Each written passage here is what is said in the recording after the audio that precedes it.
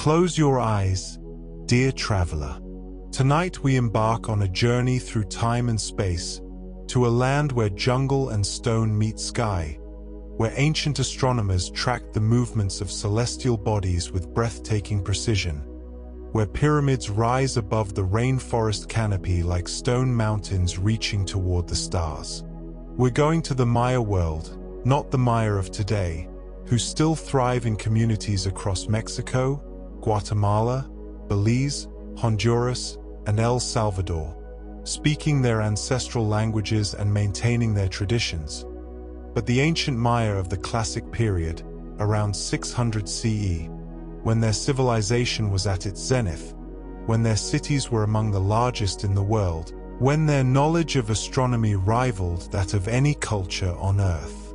It's late evening, just after sunset, and we're standing at the base of a massive pyramid in the heart of the Piton jungle of Guatemala. The pyramid is Temple 4 at Tikal, one of the tallest pre-Columbian structures in the Americas, rising 65 meters above the jungle floor. The last rays of sunlight have painted the sky in shades of orange and purple, and now, as darkness falls, the stars are beginning to appear. The air is warm and humid, filled with the sounds of the jungle coming alive at night. The calls of howler monkeys echoing through the canopy, the chirping of countless insects, the occasional cry of a jaguar in the distance. The smell of copal incense drifts from a nearby temple, where priests are performing evening rituals. But we're not here for the jungle sounds or the incense. We're here for the stars. Tonight, we're going to climb this pyramid, stand on its summit platform as Maya astronomers did over 1,000 years ago, and observe the night sky as they observed it. We're going to see what they saw, understand what they understood, and learn why the stars were so central to Maya civilization. The Maya were master astronomers. Without telescopes, without modern instruments, using only their eyes and simple tools, they tracked the movements of the sun, moon, planets, and stars with remarkable accuracy. They calculated the length of the solar year to within seconds of the modern value. They predicted solar and lunar eclipses. They understood the cycles of Venus, Mars, and other planets. They recognized patterns in the sky that connected to patterns on Earth, seasonal changes, agricultural cycles, the rise and fall of dynasties. But Maya astronomy was more than scientific observation.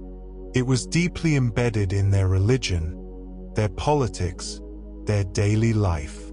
The sky was not separate from Earth but intimately connected to it.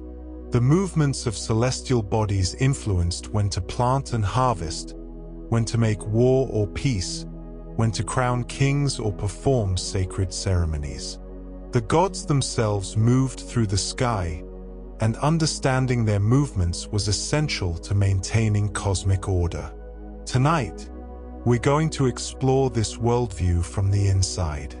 We're going to stand where Maya astronomers stood, look at the sky through their eyes, understand the universe through their cosmology.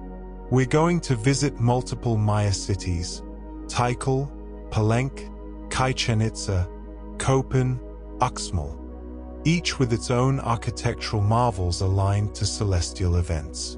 We're going to decode the hieroglyphic texts that record astronomical observations, examine the Dresden Codex with its tables of Venus cycles, explore the calendars that organized Maya time.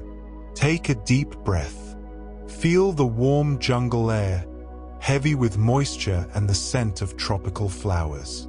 Feel the presence of the pyramid towering above us, a man-made mountain built with millions of limestone blocks, constructed without metal tools or wheeled vehicles, yet engineered with such precision that its alignments mark solstices and equinoxes with accuracy.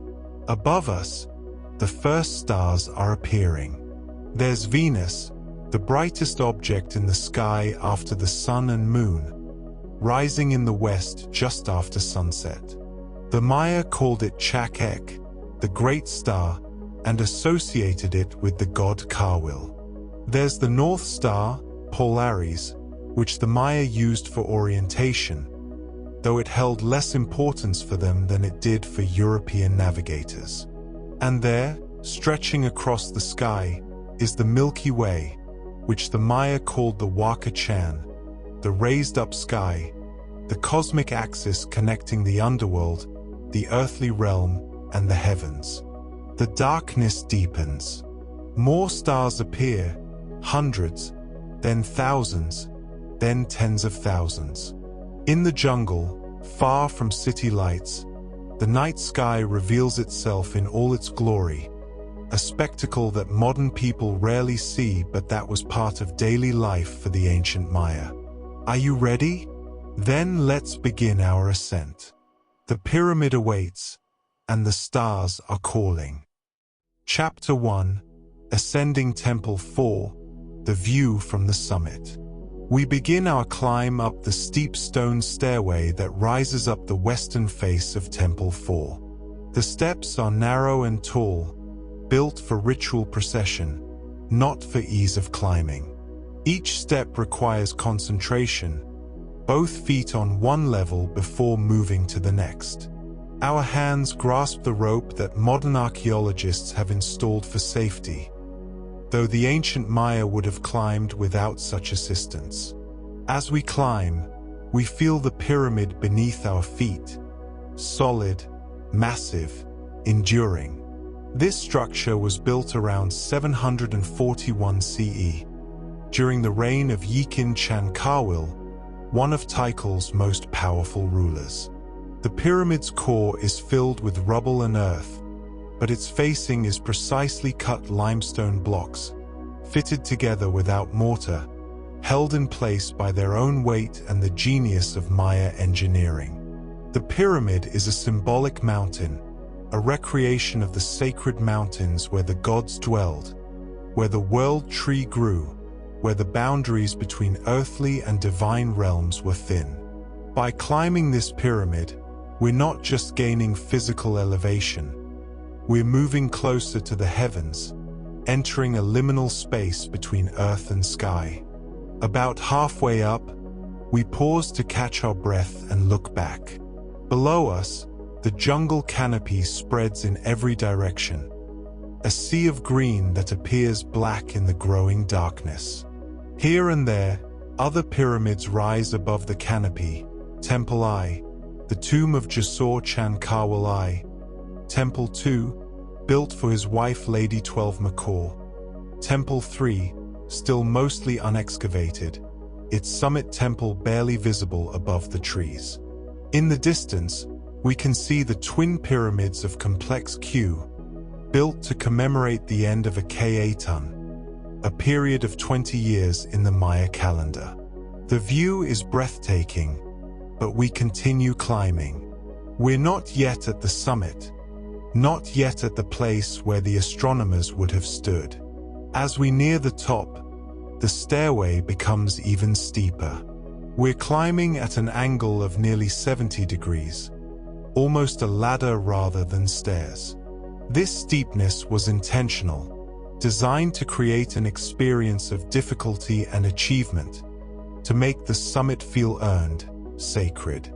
Finally, after what feels like an eternity but is perhaps only 10 minutes, we reach the summit platform. We step onto the flat stone surface and immediately feel the difference. Up here, above the jungle canopy, the air is slightly cooler, moving freely without the dampness and stillness of the forest floor. We can see for miles in every direction: the seemingly endless jungle, the distant mountains, the sky stretching overhead in a vast dome. The temple itself, the stone structure that crowns the pyramid, rises behind us. It's a rectangular building with 3 doorways, its facade once covered with elaborate stucco decorations and painted in brilliant reds, blues, and yellows. The roof once supported a massive roof comb, a decorative stone wall that would have made the temple visible from great distances. Time and jungle have worn away much of the decoration, but the basic structure remains. But we're not here to examine the temple. We're here for the sky. And as darkness falls completely, as the last purple glow fades from the western horizon, the sky reveals itself in all its magnificence. There are so many stars, far more than you'd see from a modern city, more even than from a rural area with some light pollution. Here, in the middle of the jungle, hundreds of kilometers from any significant artificial light, the night sky appears as it appeared to the ancient Maya, a dense carpet of stars, some bright enough to cast shadows, others barely visible, all together creating a luminous spectacle that dominates the night. The Milky Way stretches overhead like a river of light, flowing from north to south, dividing the sky into two halves. The Maya saw this as the world tree, the axis of the cosmos, the path that souls followed to reach the afterlife. They also saw it as the canoe carrying the maize god through the underworld, or as a cosmic serpent whose body held the stars. We identify constellations, though not the ones familiar to Western astronomy. The Maya had their own constellations, their own ways of grouping the stars. What we call Orion, they might have seen as a turtle, with three bright stars of Orion's belt forming the turtle's shell. What we call Gemini, they might have seen as the peccary, a pig-like animal important in Maya mythology. The Pleiades, that tight cluster of stars, were seen as a rattlesnake's tail, warning of danger or signaling important times in the agricultural calendar. An astronomer priest stands beside us, not a real person, of course, but a figure from our imagination, reconstructed from archaeological evidence, from hieroglyphic texts, from the accounts of Spanish chroniclers who recorded what they learned from Maya informants. He's dressed in elaborate costume, a jade pectoral, a headdress of quetzal feathers, cotton robes embroidered with astronomical symbols. In his hand he holds a cross staff, a simple tool consisting of two sticks at right angles, used to measure the angular distances between celestial objects. "Welcome," he says in Quiche Maya, though somehow we understand. "You have come to observe the dance of the gods in the sky, to read the Book of Night, to understand the cycles that govern all things. What you call astronomy, we call reading the will of the gods.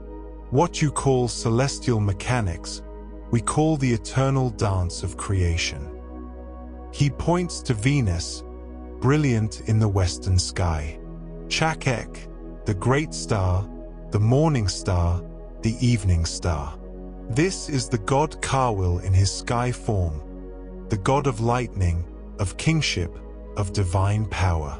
Watch how he moves through the sky, appearing first in the evening after sunset, then disappearing, then reappearing in the morning before dawn. His cycle is 584 days. We have tracked it for generations, recorded it in our books, used it to time our ceremonies and our wars. He sweeps his arm across the sky.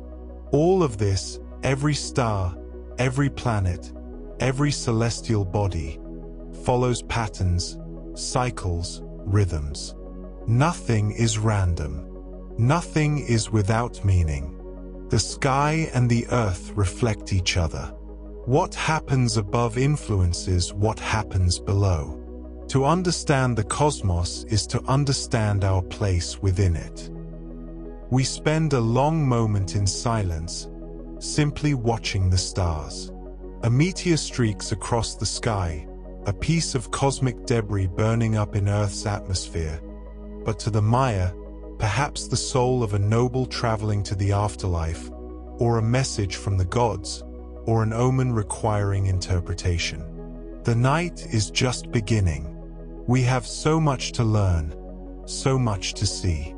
This summit platform will be our observatory, our window into Maya astronomical knowledge. From here, we'll watch the sky change through the night, observe the rising and setting of key celestial bodies, understand how the Maya used these observations to construct their calendars, plan their agriculture, organize their society. But first, we need to understand the broader context. We need to know about Maya civilization, where they lived, how they organized their cities, what they believed. We need to understand their calendars, arguably the most sophisticated timekeeping systems developed in the ancient world. And we need to learn their writing system, because much of what we know about Maya astronomy comes from the hieroglyphic texts they left behind. Let's step into the temple behind us, where a small fire has been lit, providing just enough light to see by without ruining our night vision. Here, sheltered from the wind, we can learn about the people who built this pyramid and devoted so much effort to understanding the stars. Chapter 2: The Maya World, Land, People, and Cosmos. We settle onto woven mats inside the temple, the firelight casting dancing shadows on the ancient stone walls. Outside, the jungle night continues its symphony of sounds, but here we're in a bubble of calm, a space for learning and reflection. The Maya world, the astronomer priest explains, extends from the Yucatan Peninsula in the north to the highlands of Guatemala and Honduras in the south, from the Pacific coast in the west to the Caribbean coast in the east. It's a land of incredible diversity, tropical rainforests like the Piton where we now sit, dry scrublands in the north, volcanic highlands in the south, coastal regions along both oceans. The environment shaped Maya civilization in profound ways. The limestone bedrock of much of the Maya region means few rivers or lakes on the surface. Water collects in underground cenotes or must be captured and stored in reservoirs. This made water management crucial and influenced where cities were built. The tropical climate allows year-round agriculture, but also means rapid jungle growth that can reclaim abandoned structures within years. The Maya are not a single unified people, but rather a collection of related groups sharing linguistic and cultural traits. During the Classic period, roughly 250 to 900 CE, when Maya civilization reached its peak, the region was divided into numerous city-states, each ruled by a Keuhul-Ajor, a divine lord who claimed descent from the gods.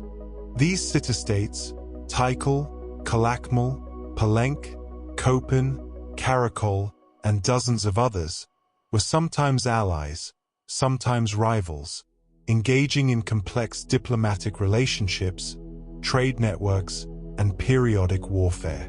Cities were carefully planned, with architecture aligned to astronomical and sacred principles. The central plaza typically featured palaces for the ruling elite, temples for religious ceremonies, ball courts for the sacred ball game, and stelae, carved stone monuments recording the deeds of rulers and important astronomical events. Pyramids dominated the skyline, serving as temples, tombs, and observatories. The population during the Classic period may have reached 10 million or more, with major cities housing tens of thousands of residents. Tikal, where we now sit, may have had a population of 100,000 or more in its core area, with perhaps twice that in the surrounding region. These were true cities, comparable in size and sophistication to contemporary European cities. Maya society was hierarchical. At the top sat the Keuhul-Ajor and his family, claiming divine right to rule. Below them were nobles, priests, and warriors, the elite class who controlled wealth, knowledge, and power. Then came skilled artisans, traders, and craftspeople. At the bottom were farmers and labourers, who made up the majority of the population. But this hierarchy was not entirely rigid. Skill in astronomy, mathematics, or writing could provide social mobility. A talented scribe or astronomer could rise to positions of influence, advising rulers, recording history, interpreting omens. Knowledge was power in Maya civilization, and astronomical knowledge was among the most valued. Maya religion was polytheistic and complex, with dozens of gods associated with natural forces, celestial bodies, and abstract concepts. The supreme creator deity was Itzamna, associated with the sky and wisdom. Chark was the rain god, crucial in an agriculture-dependent society. Kinichajor was the sun god, whose daily journey across the sky and nightly journey through the underworld was central to Maya cosmology. Kawil was the god of lightning and royal lineages, associated with Venus. The maize god represented agricultural fertility and the cycle of death and rebirth. The universe itself was conceived in 3 levels: the heavens above, the earthly realm in the middle, and Zabalba, the underworld, below. These 3 realms were connected by the world tree, which stood at the center of the cosmos. The cardinal directions were also crucial, each associated with a color: red for east, white for north, black for west, yellow for south, and with specific gods and meanings. Time itself was seen as cyclical rather than linear. Events repeated in patterns, and understanding these patterns allowed prediction and control. This is why astronomy and calendar keeping were so important. They revealed the patterns of cosmic time, allowing the Maya to position themselves correctly within the cycles. The Maya developed writing, one of only a handful of writing systems independently invented in human history. Maya hieroglyphs combine logographic and syllabic elements, capable of expressing the full range of their language. They wrote on stone monuments, pottery, wall murals, and bark paper books called codices. Most codices were destroyed by Spanish conquistadors and missionaries, who saw them as works of the devil, but a few survived, and they contain invaluable astronomical and calendrical information. Maya mathematics was sophisticated, including the concept of zero, developed independently from the Old World, and a vigesimal, base 20, number system. They could perform complex calculations, essential for their astronomical predictions and calendar computations. All of this, the cities, the social structure, the religion, the writing, the mathematics, was intimately connected to their observation of the sky. Astronomy was not a separate discipline but woven into every aspect of Maya life. We do not merely observe the sky, the astronomer priest tells us. We read it, interpret it, align ourselves with it. The movements of celestial bodies tell us when to plant and when to harvest, when the rains will come and when they will cease. They tell us which days are favorable for ceremonies, for warfare, for crowning kings. They tell us about the past and the future, about the cycles of creation and destruction. He pauses, gazing into the fire. You come from a time when the sky has been conquered, explained, reduced to mathematics and physics. This is powerful knowledge, but something has been lost. You have forgotten that the sky is alive, that the cosmos is not mechanism but mystery, that every star tells a story. Outside, the night deepens.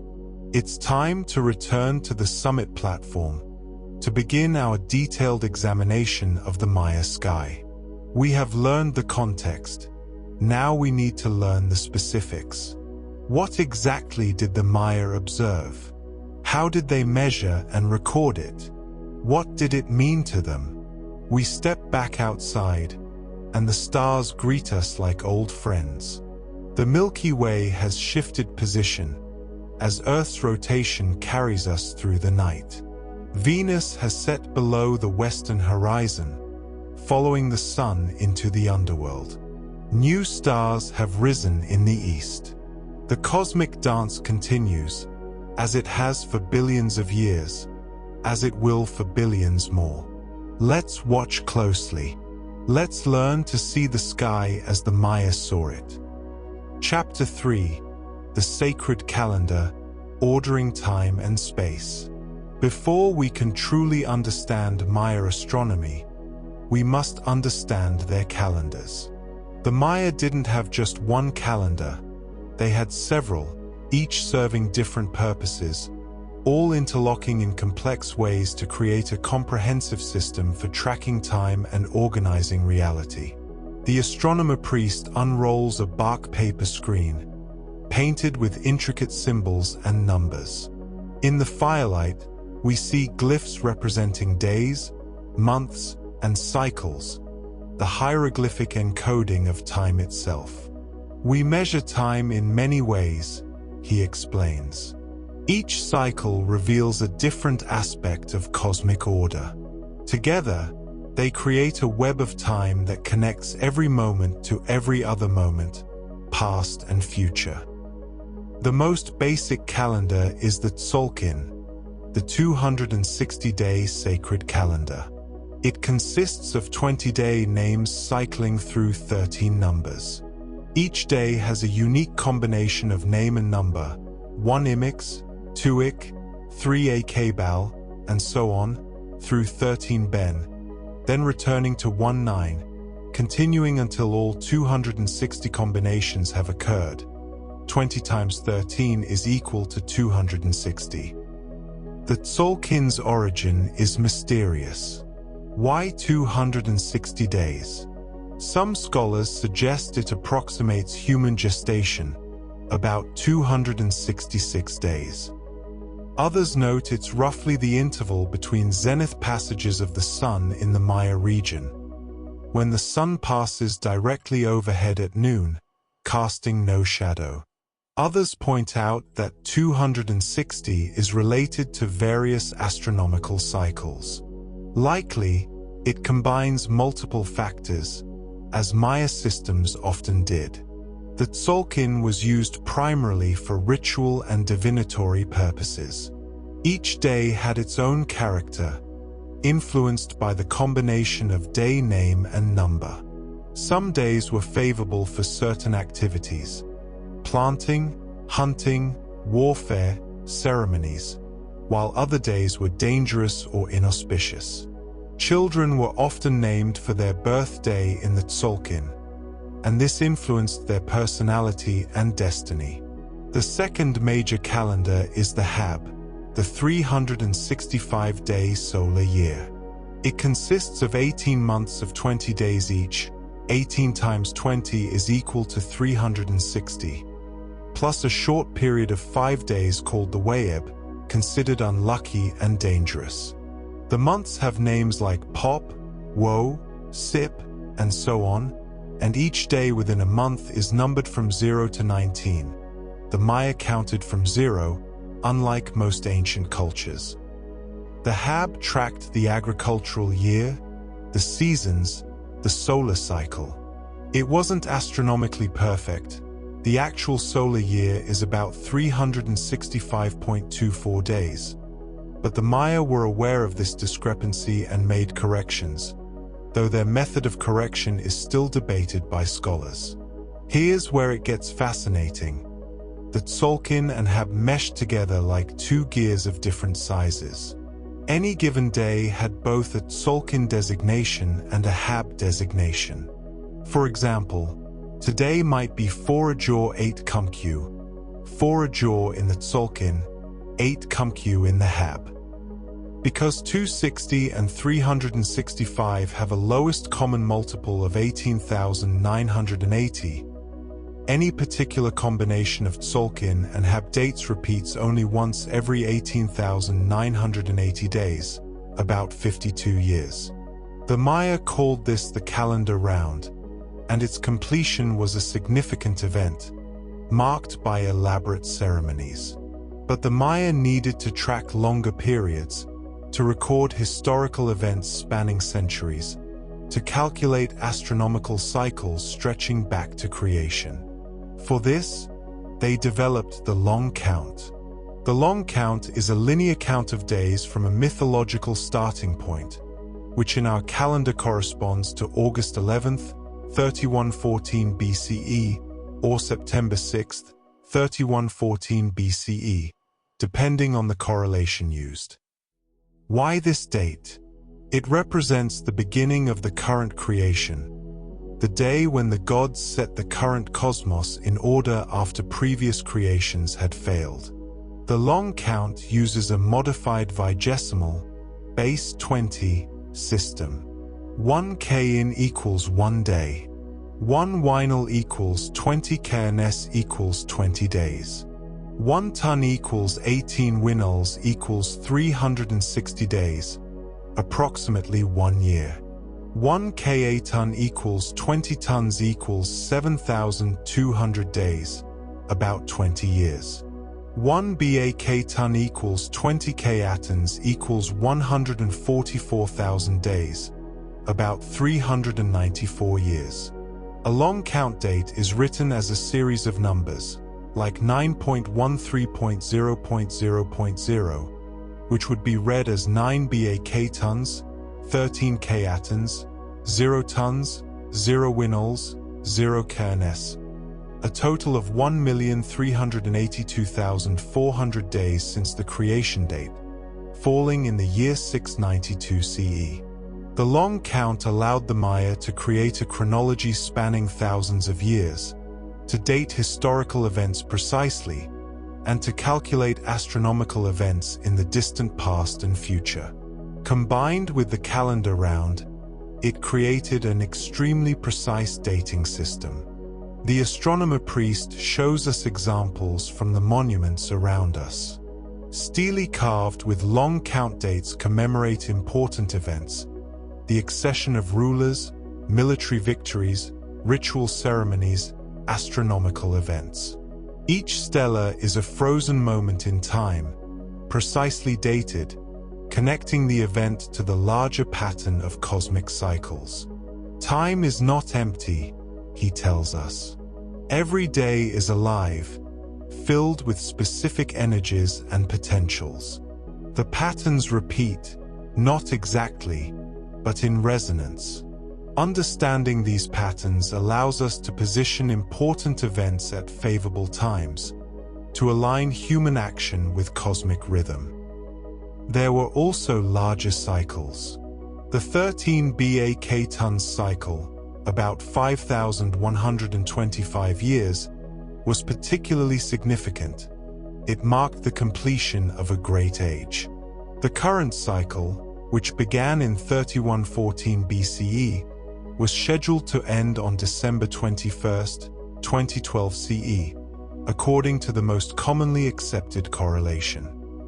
This date generated much apocalyptic speculation in modern times, but the Maya themselves would have seen it simply as the completion of one cycle and the beginning of another, much as we see the transition from one millennium to the next.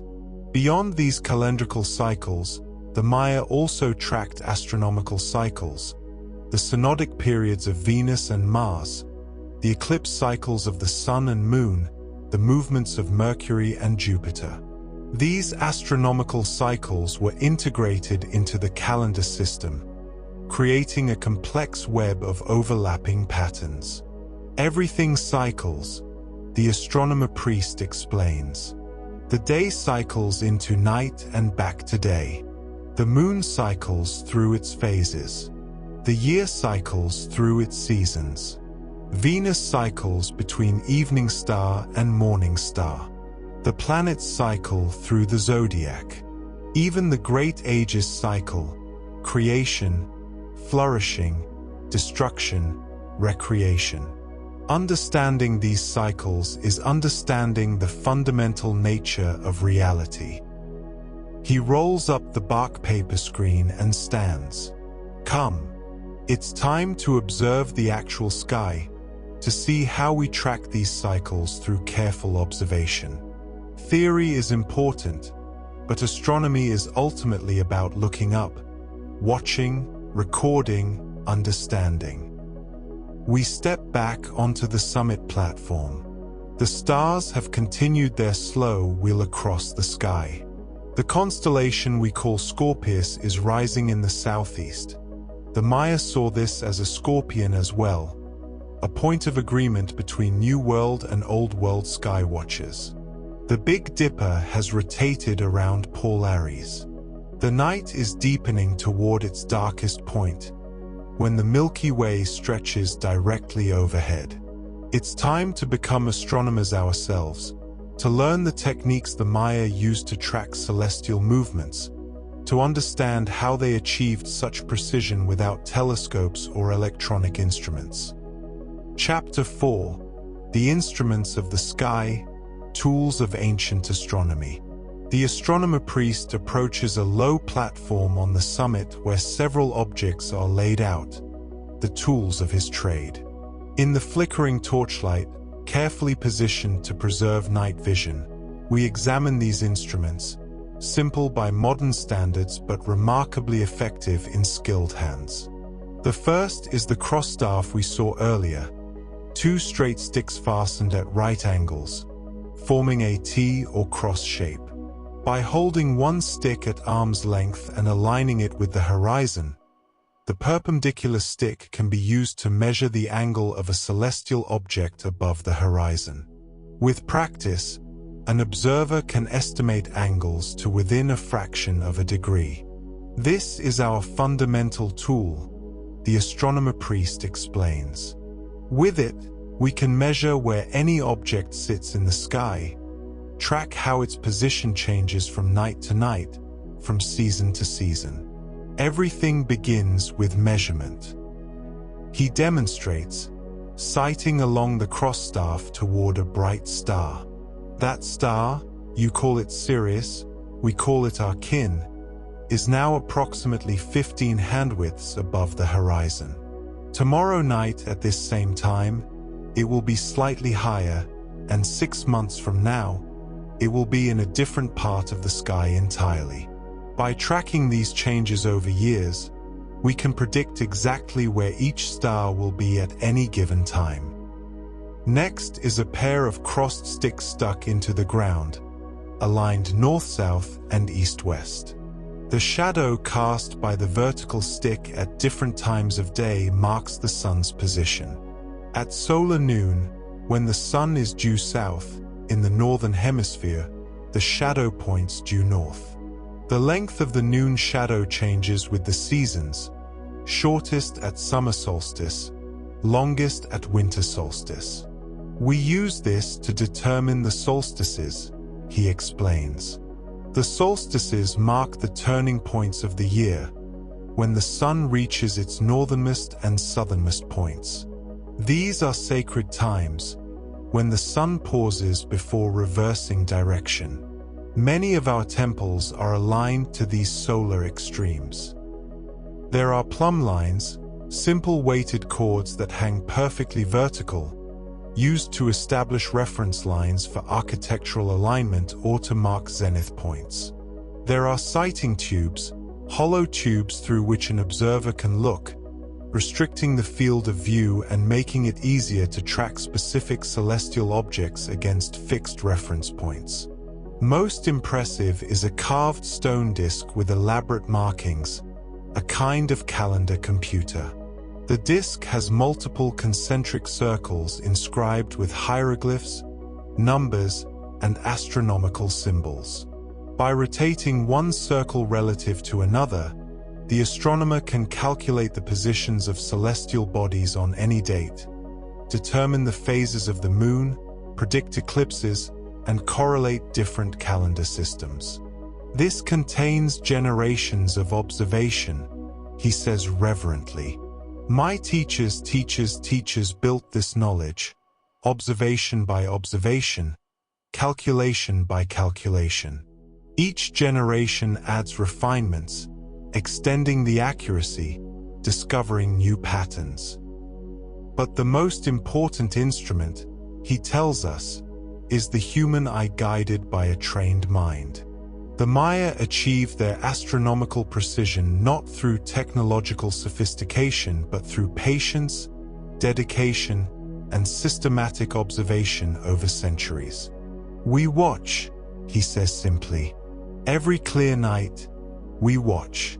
We note where Venus rises, where the moon sets, where the planets move among the stars. We record everything in our books. Over time, patterns emerge. Venus returns to the same position every 8 years. The moon's cycle of eclipses repeats every 18 years. The planets trace paths that can be predicted. He gestures to the horizon. We use the landscape itself as our instrument. See that distant peak to the east? At spring equinox, the sun rises directly over that peak when seen from this spot. That notch in the western hills? The sun sets there at winter solstice. By marking these positions, with buildings, with stelae, with sightlines, we create a permanent observatory where the alignments are built into the landscape. This is a key point about Maya astronomy.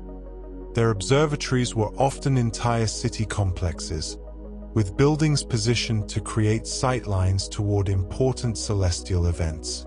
Pyramids, palaces, and temples weren't just random buildings but components of a vast astronomical instrument stretched across the landscape. The astronomer priest shows us how to use the cross-staff. We practice sighting on various stars, learning to hold the instrument steady, to align it carefully, to estimate the angles. It's harder than it looks. The stars are bright points without dimension. The angles are difficult to judge precisely, and any movement of the hand causes the measurement to shift. It takes years to develop the skill, he admits. But once mastered, this simple tool allows us to map the entire sky, to chart the courses of the wandering stars, planets, to predict their future positions. All of our astronomical knowledge rests on careful measurement with tools no more complex than these. We also learn about recording observations. The Maya kept detailed astronomical records in their codices, bark paper books with pages folded accordion style, filled with hieroglyphic texts and numerical tables. These codices documented celestial positions, predicted future events, and preserved centuries of accumulated knowledge. Only 4 Maya codices survived the Spanish conquest. The most important for astronomy is the Dresden Codex, named for the German city where it's now kept. This codex contains elaborate tables tracking the synodic cycle of Venus, 584 days, eclipse tables predicting solar and lunar eclipses, almanacs correlating celestial events with earthly ones, and much more. Our books are our memory, the astronomer priest explains. The sky changes predictably, but the cycles are long, longer than a human lifetime. Without written records, we would have to rediscover the patterns each generation. But with our books, knowledge accumulates. We stand on the shoulders of our ancestors, seeing further because they laid the foundation. As we practice with the instruments, as we learn to sight on stars and measure angles, we begin to appreciate the skill and patience required. Modern astronomy uses telescopes, electronic sensors, computer analysis, all powered by centuries of accumulated knowledge and technological advancement. The Maya achieved comparable precision using nothing but their eyes, simple tools, and rigorous, systematic observation. The night is progressing. We've learned about the calendars that organize Maya time and the instruments that measure Maya sky. Now it's time to observe specific celestial bodies, to understand what the Maya saw when they looked at the sun, the moon, the planets, and the stars. Let's begin with the most important celestial body of all, Kinichajor, the Sun Lord, whose daily journey across the sky governed Maya life and whose movements through the year determined the agricultural calendar. Chapter 5, Kinichajor, the Path of the Sun. We cannot observe the sun now, of course. It's the middle of the night. But the astronomer priest shows us how the Maya tracked the sun's movements through careful observation of its rising and setting points along the horizon. The sun is not merely a light in the sky, he explains.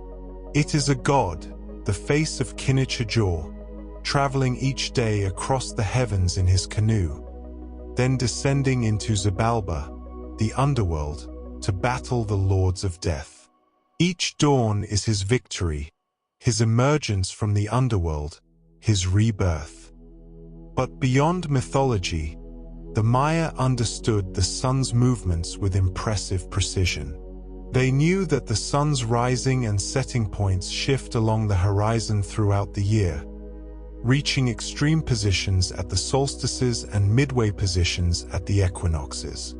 At the spring and autumn equinoxes, around March 21st and September 21st, the sun rises due east and sets due west. Day and night are approximately equal in length, hence equinox, meaning equal night. These were important dates in the Maya calendar, often marked by architectural alignments. At summer solstice, around June 21st, the sun rises at its northernmost point and sets at its northernmost point. This is the longest day of the year, when the sun reaches its highest point in the sky at noon. For regions within the tropics, including much of the Maya area, the sun passes directly overhead, reaches the zenith around this time. At winter solstice, around December 21st, the sun rises at its southernmost point and sets at its southernmost point. This is the shortest day of the year, when the sun's noon altitude is at its lowest. After this, the sun begins its slow journey back north, and the days gradually lengthen. The Maya tracked these movements carefully, marking solstice and equinox positions with buildings and monuments. At many Maya sites, on specific dates, sunlight creates dramatic effects, illuminating particular rooms, casting shadows that form serpents or other significant shapes, aligning with doorways or windows to mark the passage of time. From this very pyramid, the astronomer priest explains, on the day of spring equinox, if you stand at the western base and look east toward Temple Eye, the sun rises directly over Temple Eye's summit. This is not accident. Our architects calculated these alignments precisely, embedding astronomical knowledge into the very structure of our cities. The Maya also carefully observed the sun's zenith passages, the days when it passes directly overhead at noon, casting no shadow from a vertical object. 4 locations at the latitude of the major Maya cities, roughly 15 to 20 degrees north. This happens twice per year, a few weeks before and after summer solstice. Zenith passages were significant in Maya astronomy and timekeeping. The interval between them is about 260 days, not exactly, but close, possibly the origin of the Tzolk'in sacred calendar. Observations of zenith passages helped calibrate the solar year and coordinate the multiple calendar systems. The Maya calculated the length of the solar year with remarkable accuracy. Modern astronomy measures it as 365.2422 days.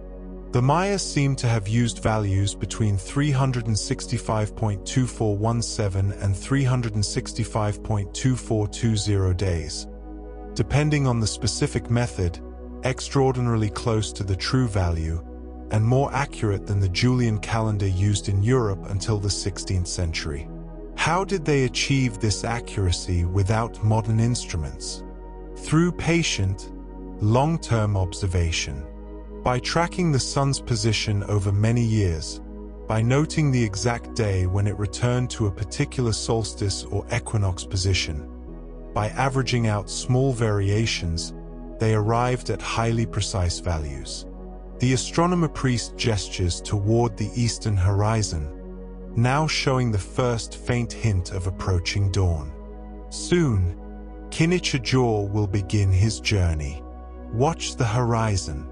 See how the sky gradually lightens, how the stars fade, how the world transforms from night to day. This daily miracle, this eternal cycle, this is the foundation of all our timekeeping, all our calendar systems. The sun's movements gave us our understanding of the year, the seasons, the agricultural cycle.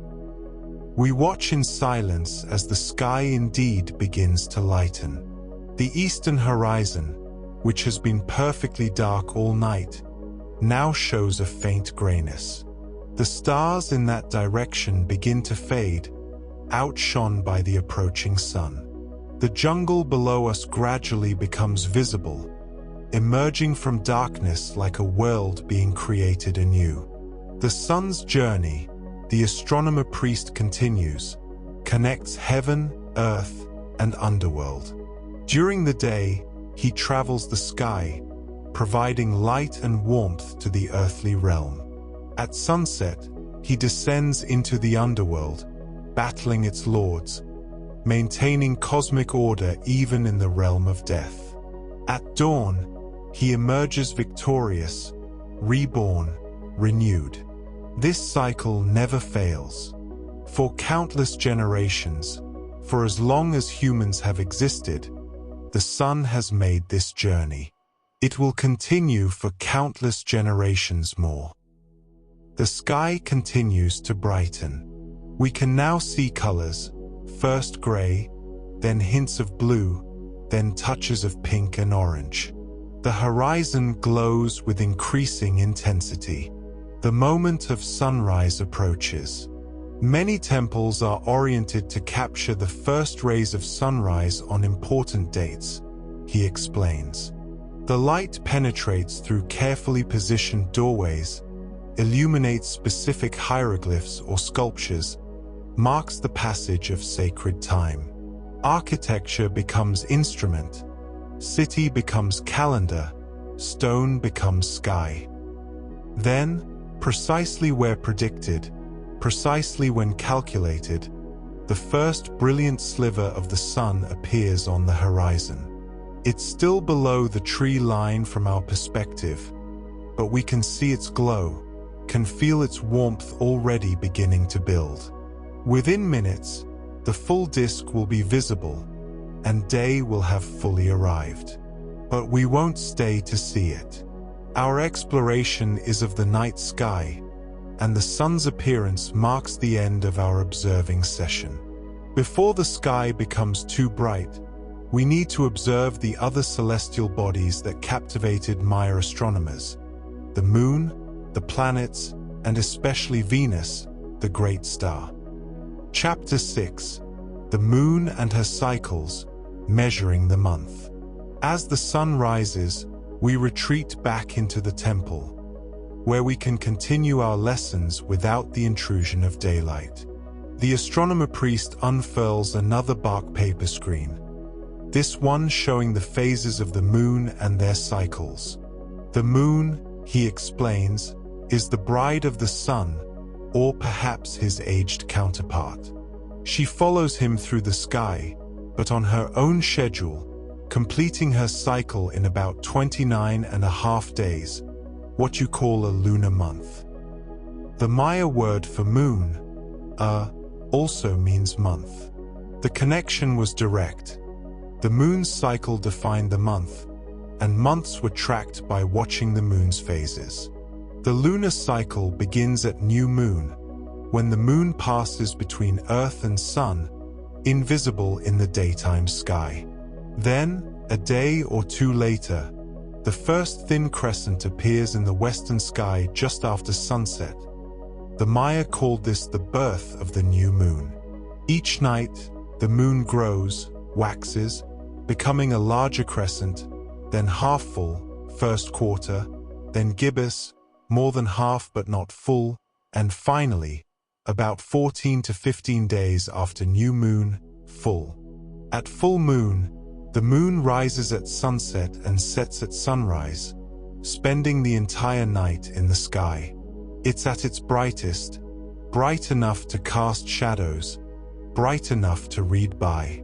For the Maya, full moon was a time of power, of heightened energy, of important ceremonies. After full moon, the moon begins to shrink, wane, becoming gibbous again, then half, third last quarter, then crescent, moving through the phases in reverse until it vanishes again at the next new moon. The Maya tracked these phases carefully, recording them in their codices, noting which days were favorable for various activities based on the moon's phase. They also noticed that the moon's cycle is not precisely 29.5 days but varies slightly, sometimes 29 days, sometimes 30, averaging out to about 29.53 days. We have tables, the astronomer priest explains, spanning hundreds of lunar months, tracking every full moon, every new moon, every eclipse. With these tables, we can predict the moon's phase on any date, past or future. The moon presented some challenges for calendar keeping. 12 lunar months total only 354 days, 11 days short of a solar year. 13 lunar months total 384 days, 19 days too many. The lunar cycle and solar cycle don't mesh neatly, which is why the Maya and many other cultures developed separate calendars for each. But the moon had another, more dramatic phenomenon that demanded explanation and prediction: eclipses. A lunar eclipse occurs at full moon when the Earth passes between the Sun and Moon, casting Earth's shadow on the lunar surface. The moon darkens, sometimes turning a deep red color, due to sunlight refracted through Earth's atmosphere. Lunar eclipses are visible from anywhere on Earth's night side and can last several hours. A solar eclipse occurs at new moon when the moon passes between Earth and Sun, blocking the sun's light. From specific locations on Earth, the sun appears to darken, sometimes becoming completely obscured, total eclipse, sometimes showing just a ring of light around the dark moon, annular eclipse, sometimes just partially covered, partial eclipse. Solar eclipses are more dramatic but visible from much smaller areas and last only a few minutes. To ancient peoples without modern astronomical understanding, eclipses were terrifying. The sun or moon, sources of light and life, were being devoured by some malevolent force. Many cultures developed myths about dragons or monsters eating the celestial bodies, and rituals to drive away these monsters and restore normal order. The Maya understood eclipses better than most ancient cultures. They recognized that eclipses followed predictable cycles, specifically, the Saros cycle of approximately 18 years, more precisely, 18 years, 11 days, and 8 hours. After one Saros cycle, eclipses repeat in roughly the same pattern, though shifted westward by about 8 hours of Earth's rotation. The Dresden Codex contains elaborate eclipse tables covering 33 years, predicting when eclipses might occur. These tables aren't perfectly accurate. They sometimes predict eclipses that don't occur or miss ones that do, but their accuracy is impressive for observations made without instruments. When the sun is devoured, the astronomer priest explains, it is the underworld lords attempting to destroy it, to plunge the world into eternal darkness. But Kinichajor always triumphs, always emerges whole and bright. Still, eclipses are dangerous times, requiring rituals and offerings to ensure the sun's victory. He shows us detailed drawings of eclipses in his codex. Some show the moon biting the sun, others show serpents or other creatures devouring the celestial bodies. Numbers and hieroglyphs record the dates, the duration, the circumstances of each eclipse. We can predict them years in advance, he says with evident pride. When an eclipse is coming, we know. We can prepare, perform the necessary ceremonies, ensure cosmic order is maintained. This knowledge, this ability to predict what seems unpredictable, is one of our greatest achievements. Beyond tracking phases and predicting eclipses, the Maya also noted that the moon doesn't always follow exactly the same path across the sky. Sometimes it passes high, sometimes low. These variations follow an 18.6-year cycle, the lunar nodal cycle, and the Maya seem to have been aware of it, though the evidence is more ambiguous than for the Saros cycle. The moon also served practical purposes. Its light allowed nighttime activities, ceremonies, travel, warfare. A full moon provided natural illumination, while a new moon brought darkness that could be used for stealth or surprise attacks. Military campaigns were sometimes timed to lunar phases. The astronomer priest rolls up his moon tables and smiles. The moon is complex, changeable, mysterious, like the goddess herself. But underneath the complexity is pattern, cycle, predictability. This is the great lesson of astronomy. The sky seems chaotic, but it follows laws, and those who learn the laws can navigate the chaos. Now it's time to turn to the most important celestial body in Maya astronomy after the sun and moon. It's time to discuss Chak'ek, the great star, the jewel of the evening and morning sky, the planet we call Venus. Chapter 7. Chak'ek, Venus, the great star. If there's one celestial body that obsessed Maya astronomers more than any other, it was Venus. The Maya tracked Venus with extraordinary precision, calculated its cycles to the day, and assigned it profound religious and political significance. Venus is the third brightest object in the sky, after the sun and moon. At its brightest, it's bright enough to cast shadows, bright enough to be seen in daylight if you know where to look. It appears as either the evening star, visible in the western sky just after sunset, or the morning star, visible in the eastern sky just before sunrise, never both in the same night, and never at midnight, because Venus orbits closer to the sun than Earth does. The Maya called Venus Chak'ek, meaning great star, and associated it with the god Kawil, the god of lightning, royal authority, and divine power.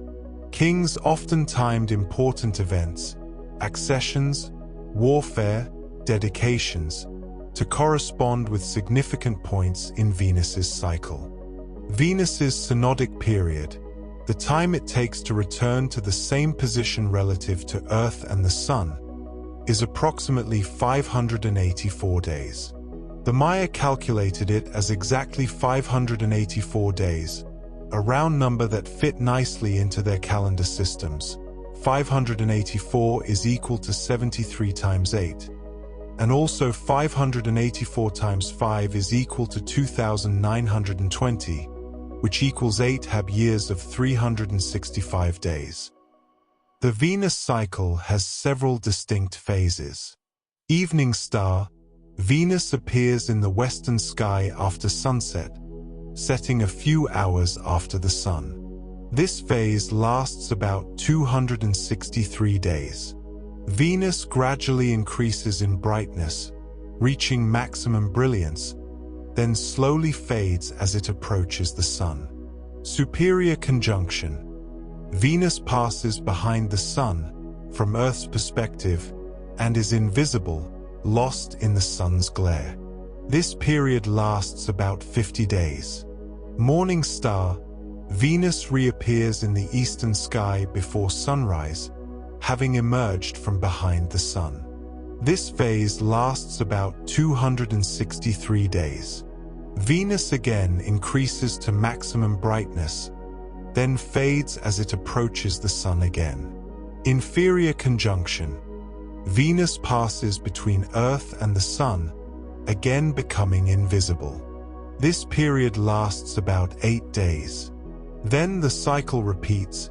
Venus reappears as evening star, beginning a new 584-day cycle. The Dresden Codex contains extensive Venus tables spanning 384 years of Venus cycles, predicting every appearance and disappearance, every maximum brightness, every conjunction.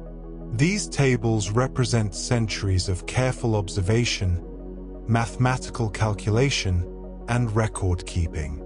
Venus is the messenger of the gods, the astronomer priest explains. His appearances and disappearances carry meaning, influence events. When Venus rises as morning star, it is a time of war, of aggressive action. Great kings launch military campaigns when Venus first appears in the east, drawing power from the war aspect of the star. He shows us hieroglyphic texts from various stelae around Tikal, each recording military victories and noting the position of Venus at the time. Here, he points, in the 8th ton of the 9th Ka ton of the 9th Bak ton, our great ruler Jasur Chan Karwil I defeated the city of Kalakmal, and Venus was in the east, risen as morning star. The victory was assured because the timing was correct, because cosmic forces aligned with earthly action. The Maya also noted that 5 Venus cycles, 5 times 584 is equal to 2,920 days, equal 8 Haab years. 8 times 365 is equal to 2,920 days. This 8-year pattern meant that Venus returned to the same position in both the sky and the calendar every 8 years, a convenient synchronization that allowed easy prediction and calendar correlation. They also knew that 65 Venus cycles equal 104 Haab years, which equals 146 Tzolk'in, another point where multiple cycles synchronized, creating a supercycle that repeated every 104 years. But Venus was more than just a mathematical exercise. It was deeply embedded in Maya mythology and royal ideology. The Popol Vuh, the Quiche Maya creation epic, tells how the hero twins descended into the underworld, defeated the lords of Xibalba, and then one of them transformed into Venus, rising as morning star. This myth connected Venus with themes of death, resurrection, and triumph over adversity, themes that rulers invoked to legitimize their authority. Some scholars believe the Maya recognized that Venus as evening star and Venus as morning star were the same object, just seen at different times. Others think they may have considered them separate entities. The hieroglyphic evidence is ambiguous, though the mathematical tables treat them as parts of a single 584-day cycle. The astronomer priest points to the western horizon, where in a few hours, as evening falls again, Venus will appear. Tonight, Chak-ek is in the west, the evening star, the descending aspect. In about 120 days, he will disappear behind the sun, pass through superior conjunction, and re-emerge in the east as morning star, the ascending aspect, the warrior form. We know this because we have tracked his movements for generations, because the pattern never varies, because the gods are reliable in their cosmic dance. He pauses, gazing thoughtfully at the now bright sky. You understand Venus as a planet, a world circling the Sun, following orbital mechanics. This is true, but it is not complete. Venus is also Kawil, is also power, is also the pattern connecting sky and earth, gods and humans, past and future. Both understandings are valid. Both reveal truth.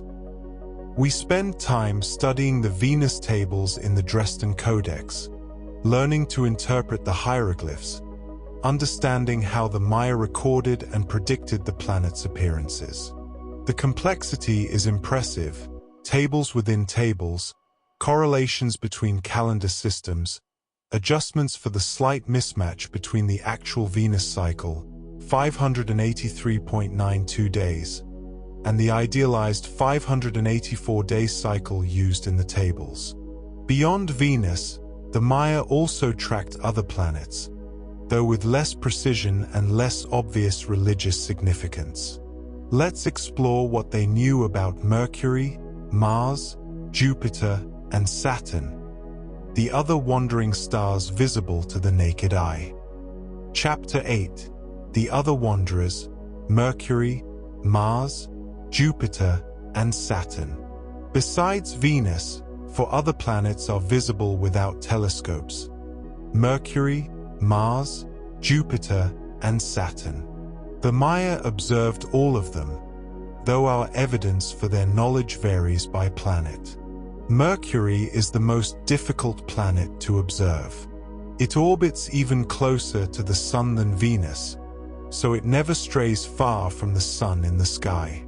It's visible only briefly after sunset or before sunrise, and only at specific times of year when its orbit positions it at maximum elongation from the Sun. Mercury is also quite faint compared to Venus. Evidence for Maya observation of Mercury is limited. Some scholars have identified possible Mercury tables in the Dresden Codex, but the interpretation is controversial. The Maya certainly would have noticed Mercury. It's bright enough when visible, but whether they tracked it systematically or assigned it religious significance is unclear. The Swift One, the astronomer priest, calls it, using a Maya term that might refer to Mercury.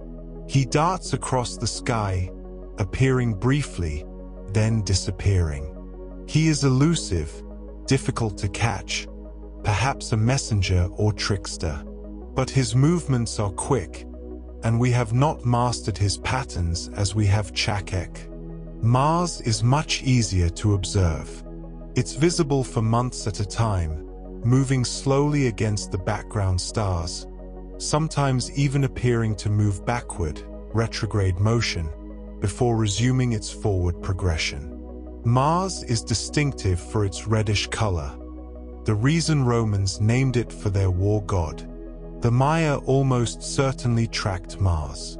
There are possible Mars tables in the Dresden Codex, though again, the interpretation is debated. Mars's synodic period, the time to return to the same position relative to Earth and Sun, is about 780 days, which doesn't fit as neatly into Maya calendar cycles as Venus's 584-day period, but the Maya could have tracked it nonetheless. The Red Wanderer, the astronomer priest says, pointing to where Mars would appear later in the evening. He moves slowly, patiently, sometimes stopping and reversing his path. Some say he represents conflict, blood, war. His color suggests this. But our knowledge of his movements is incomplete compared to Chakek.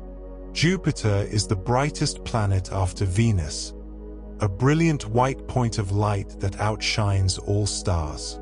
Jupiter moves slowly through the zodiac constellations, taking about 12 years to complete one circuit. Its synodic period is about 399 days. There's intriguing evidence that the Maya tracked Jupiter, possibly associating it with specific deities or calendar cycles. Some hieroglyphic texts seem to mention Jupiter, though the readings are uncertain. The planet's 12-year orbital period doesn't align well with Maya calendar units, which may have made it less attractive for systematic observation than Venus. The bright wanderer, the astronomer priest, calls Jupiter steady and powerful, moving through the constellations year by year. He may represent authority, sovereignty, the long cycles of rule and succession. But again, our traditions about him are less clear than for Chakek. Saturn is the faintest of the classical planets, just barely bright enough to be noteworthy. It moves very slowly, taking about 29 years to orbit the Sun, so its synodic period, about 378 days, represents just a small shift in position. Saturn is yellow-white, not particularly distinctive in color. Whether the Maya systematically observed Saturn is unknown. They may have noticed it. It is visible, after all, but there's no clear evidence they tracked it or assigned it significance.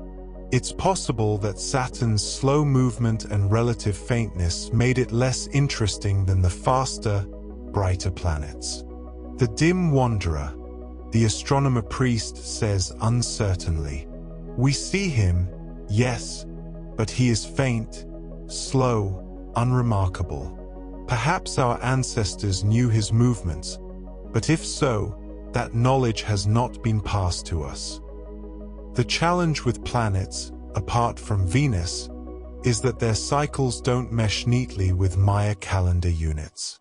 Venus's 584-day cycle and its 8-year supercycle fit beautifully into the Haab and Tzolk'in.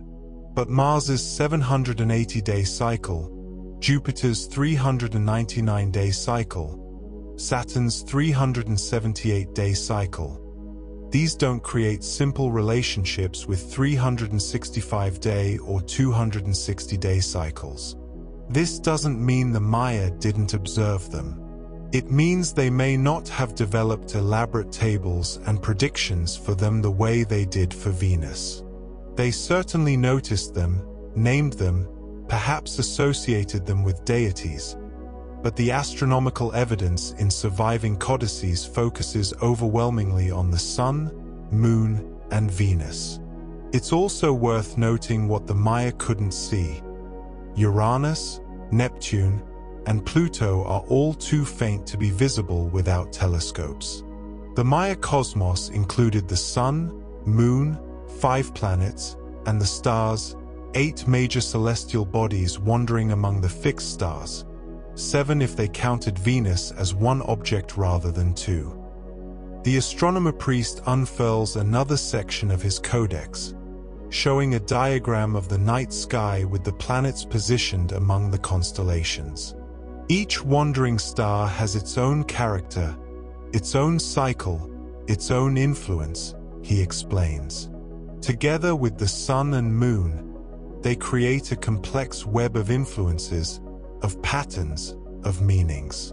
To understand the sky fully, one must track all of them, note their positions, interpret their conjunctions and aspects. A conjunction, when 2 planets appear close together in the sky, was considered especially significant, a meeting of divine powers that influenced earthly events.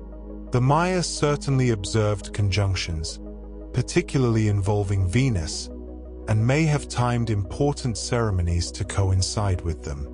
We've now covered the major wandering objects in the sky. But what about the stars themselves? The thousands of fixed points of light that form the backdrop against which planets move. Did the Maya have constellations? How did they organize and understand the stellar sky? Let's explore the Maya view of the stars. Chapter 9. The Fixed Stars, Maya Constellations and the Milky Way. The wandering planets move against a backdrop of stars, thousands of points of light that, from a human perspective, appear fixed in position relative to each other. These are the fixed stars, and while they don't move relative to each other, they do appear to wheel across the sky each night as Earth rotates, and their positions shift gradually through the year as Earth orbits the Sun. The Maya, like every human culture, organized the stars into patterns, constellations that help them navigate the sky, tell stories, track the seasons, and understand cosmic order. But Maya constellations were different from the Greek-Roman constellations familiar to Western astronomy. Reconstructing Maya constellations is challenging. Most of our evidence comes from colonial period documents written after the Spanish conquest, from hieroglyphic texts that mention but don't clearly illustrate star patterns, and from ethnographic studies of modern Maya communities who've preserved some traditional astronomical knowledge. One constellation we can identify with reasonable confidence is the Turtle. This corresponds roughly to what Western astronomy calls Orion. The three stars of Orion's belt form the Turtle's shell. For the Maya, this turtle represented the crack in the cosmic turtle's back through which the maize god emerged at creation, or it represented the turtle floating in the primordial sea at the moment of creation. "Look there," the astronomer priest says, pointing to the eastern sky where Orion is rising. The three hearthstones, arranged as our ancestors arranged cooking fires, those three bright stars. These are the stars of Orion's belt. And around them, the shape of the turtle, whose shell cracked to release the maize god, who sprouted like maize from the earth, who died and was reborn, who gave humanity the gift of corn. The astronomer priest continues his tour of the sky. And there, he points to the Pleiades, the rattlesnake's tail, rattling a warning. The rattlesnake is powerful, dangerous, associated with rain and agricultural fertility. The Pleiades' heliacal rising, their first appearance in the dawn sky after a period of invisibility, occurred in May in the Maya region, coinciding with the beginning of the rainy season, thus the association with rain and agriculture. The Big Dipper, so prominent in northern skies, was seen by some Maya groups as a macaw, perhaps related to Vucub-Caquix, 7 macaw, from the Popol Vuh, a vain bird deity who claimed to be the sun and moon before being defeated by the hero twins. The constellation we call Gemini may have been seen as a peccary, a pig-like animal native to the Americas, though the evidence is uncertain. The Milky Way's position relative to Gemini during certain times of year created associations with hunting and animal behavior. But the most important celestial feature for the Maya wasn't a constellation of individual stars. It was the Milky Way itself, the broad band of diffuse light stretching across the sky, created by the combined light of billions of distant stars in our galaxy's disk. The Maya called the Milky Way Waka Chan, the raised-up sky, or Sac Bay, the White Road. They saw it as the world tree, the cosmic axis connecting the three levels of the universe, underworld, earth, and sky. They also saw it as a road, a path that souls travel to reach the afterlife, or as a canoe carrying the maize god through the underworld. The Waka Chan, the astronomer priest intones reverently, is the center of the cosmos, the axis around which all else revolves. See how it arches overhead, connecting north and south, linking above and below. This is the path of creation, the road of souls, the dwelling place of the gods. The Milky Way's position changes through the night and through the year. In some seasons, it stretches from north to south. In others, it lies closer to the horizon. These seasonal changes gave it additional significance as a marker of time and seasons. The Maya also noticed and named the dark clouds in the Milky Way, regions where interstellar dust blocks the light of background stars, creating dark patches against the bright band. These dark clouds were given their own meanings, seen as animals or mythological figures. One particularly important dark cloud is near the constellation we call Sagittarius. The Maya may have seen this as a cosmic road or portal to the underworld, because it lies in the direction of the galactic center, where the Milky Way appears brightest and densest. Colonial period documents mention other celestial features the Maya observed: comets, called smoking stars or fire serpents, meteors, shooting stars, perhaps souls of the dead, and possibly novae, stars that suddenly brighten. Though if the Maya observed any novae, the records haven't survived or haven't been recognized. The Maya also paid attention to heliacal risings and settings. When a star or constellation first becomes visible in the dawn sky, heliacal rising, after a period of invisibility, or when it's last visible in the evening sky, heliacal setting, before disappearing into the sun's glare. These events marked seasonal transitions and were incorporated into calendrical and agricultural planning. The stars tell us when to plant, the astronomer priest explains. When the Pleiades appear in the dawn sky, the rains are coming, and it's time to prepare the fields. When certain stars set in the west as the sun rises, it's time to harvest. The sky and the earth work together, reflecting each other, guiding our actions. We spend time learning to identify Maya constellations, tracing their patterns against the star field, understanding how they move through the night and the year. It's a different way of seeing the sky, one that emphasizes agricultural cycles, mythological narratives, and the integration of sky and earth into a coherent cosmos. The astronomer priest points to the horizon. Soon it will be dawn again. We have watched the sky turn through another night. The stars we saw setting in the west when we began are now risen in the east. The cosmic wheel has turned, as it always does, as it always will. But before we complete our nighttime journey, there's one more aspect of Maya astronomy we must explore, one that brings together all we've learned. We need to understand how the Maya used their astronomical knowledge in their architecture, creating buildings and entire cities that functioned as three-dimensional astronomical instruments, encoding cosmic patterns in stone. Chapter 10: Architecture as Astronomy, Buildings Aligned to the Cosmos.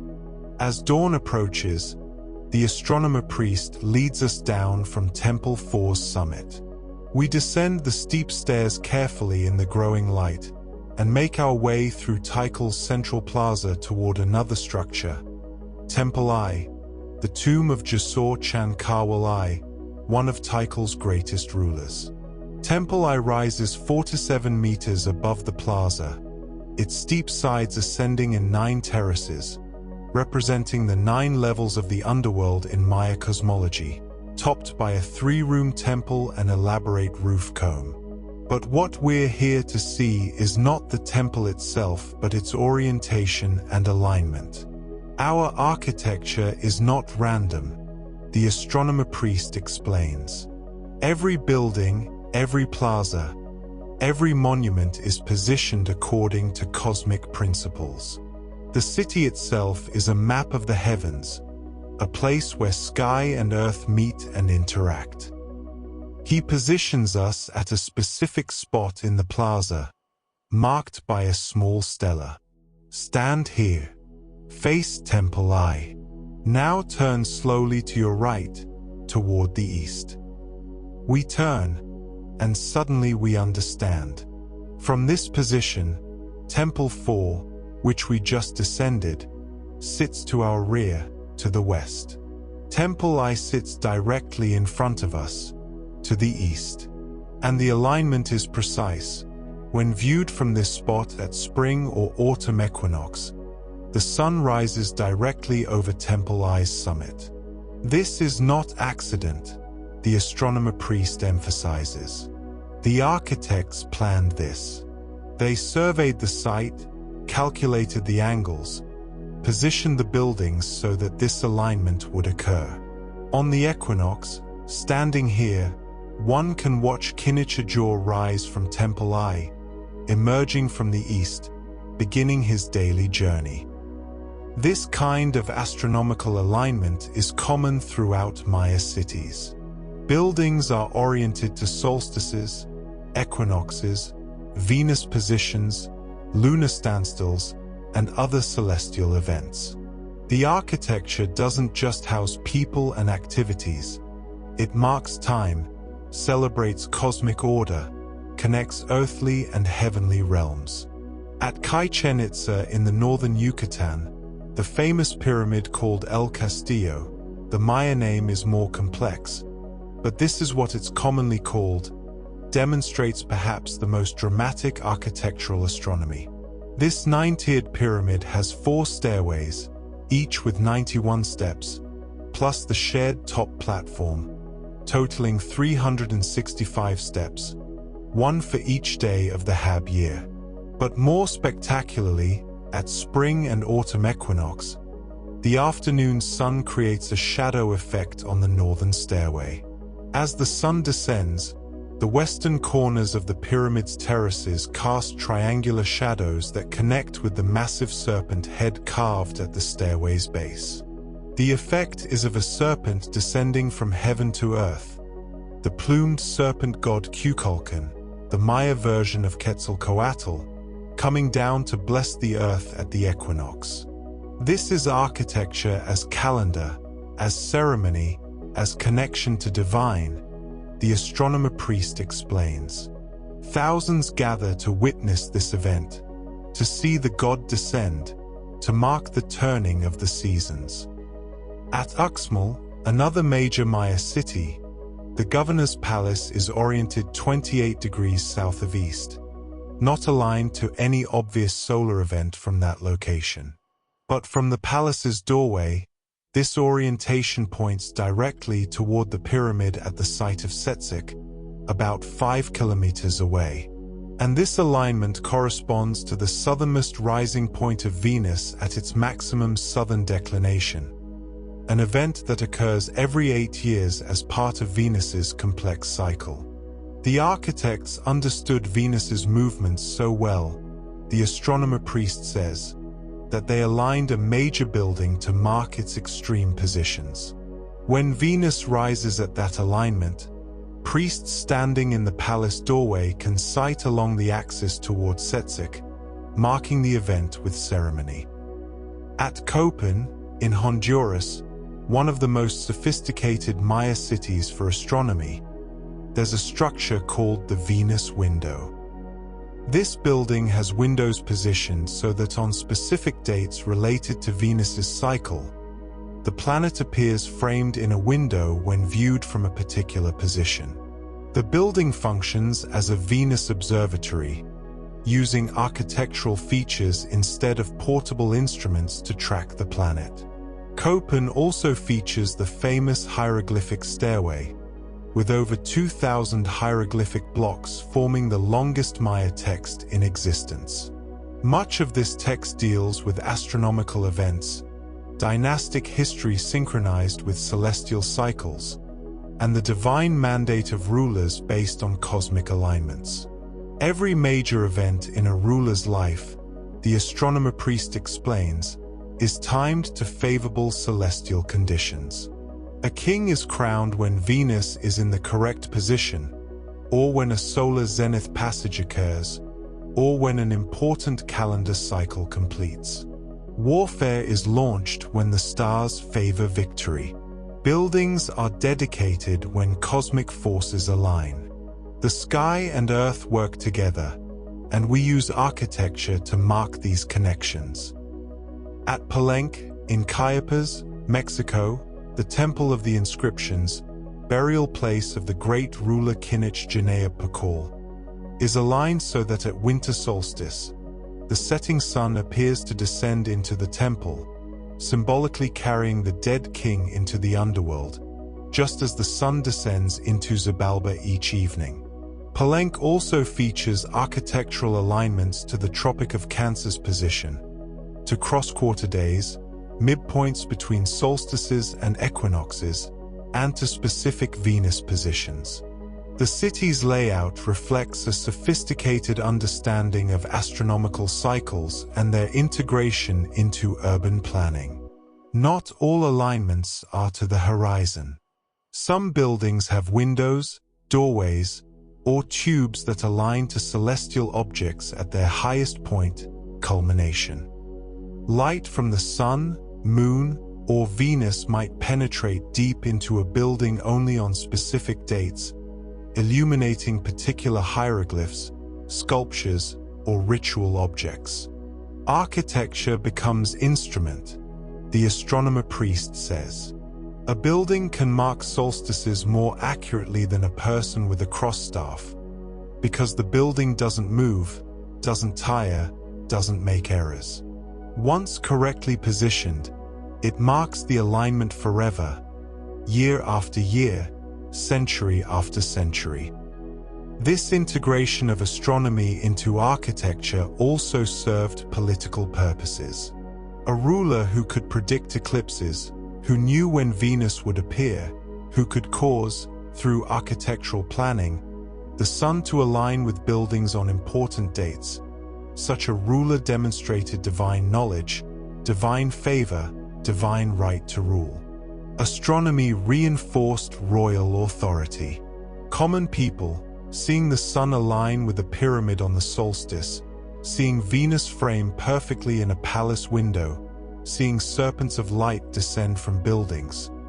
These experiences reinforced the belief that rulers possessed special knowledge, that they mediated between human and divine realms, that cosmic order depended on their proper performance of rituals. Our buildings are books, the astronomer priest concludes, written in stone rather than bark paper, read in light and shadow rather than hieroglyphs. They record the same knowledge as our codices, but in a form that endures, that cannot be burned or destroyed, that will mark the celestial cycles as long as the buildings stand. We've now explored Maya astronomy from multiple angles: their calendars, their observations of sun, moon, planets, and stars, their architectural embodiments of celestial knowledge. But our journey isn't complete. We need to understand how all this knowledge was recorded, preserved, and transmitted through the written word. We need to explore Maya hieroglyphic writing and the precious few codices that survived the Spanish conquest. Chapter 11: The Written Sky, Codices and Hieroglyphic Texts. We're now inside a small chamber within one of Tikal's palace complexes, a room that serves as a scriptorium where scribes work by lamplight. The walls are lined with shelves holding bark paper codices, carefully folded accordion style, some wrapped in jaguar pelts for protection. The air smells of paint, copal resin, and the slightly musty scent of the bark paper itself. The astronomer priest, who we now realize is also a skilled scribe, gestures to the codices reverently. "This is where we preserve the sky," he says. "Everything we observe, we record. Every calculation, every prediction, every pattern discovered over generations, all written here, in books that outlast human lifetimes, that allow knowledge to accumulate across centuries." He carefully unwraps one codex and unfolds several pages, revealing an explosion of color and symbol. The pages are covered with hieroglyphs painted in black, red, blue, and other colors, interspersed with numerical notations in the Maya bar and dot system. A dot equals 1, a bar equals 5, and elaborate illustrations of gods, astronomical symbols, and ritual scenes. Maya writing, he explains, combines pictures and sounds, images and ideas. Some glyphs represent whole words. We call these logograms. Others represent syllables. These are phonetic signs.